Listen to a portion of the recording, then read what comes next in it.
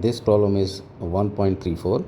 It says the car is shown with the following details there, and if the coefficient of friction between tires and road is 0.7, what is the maximum hill angle? So basically we have to figure out what is this angle right here that can be climbed.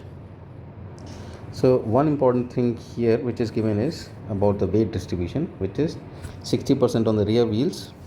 That means if the total weight of this car is W, then this normal reaction here is 0.6 W and only 0.4 W is on the front wheels. So this will help us figuring out the center of gravity location. So if we do the moment balance, and if we call this distance LC, then you can see from the moment equation N1 times LC has to be equals to N2 times L minus LC. For this purpose we are taking moment about the center of gravity. So from this, if you substitute the value of N1 and N2, you can find the value of LC equals to 0.4 L, and this is very useful when we start doing the climbing part. Now let's look at the climbing, what is happening when the car is climbing up. So there are these two wheels here.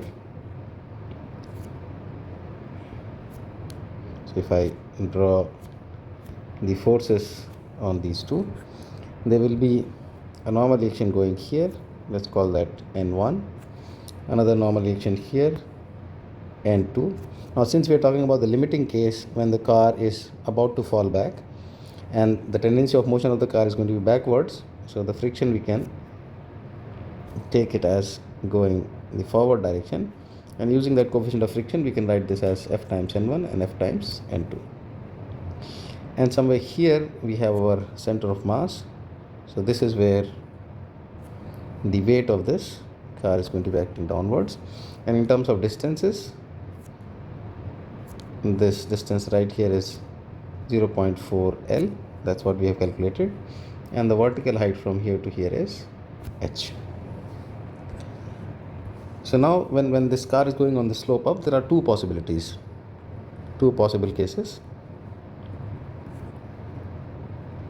First case is it tries hard but it slips down, okay, it does not create enough traction so that it can go up the slope. And the second case is going to be topple case, when the angle is so much that it just falls back because the center of gravity and the forces are such that. So let's look at the first case first. For this purpose we will do the force balance, and from the force balance, so if you do the forces along the normal reaction direction, we can write N1 plus N2 is going to be W cos theta, and both the friction forces together, if I take F common, will give you F times N1 plus N2 is equals to W sin theta.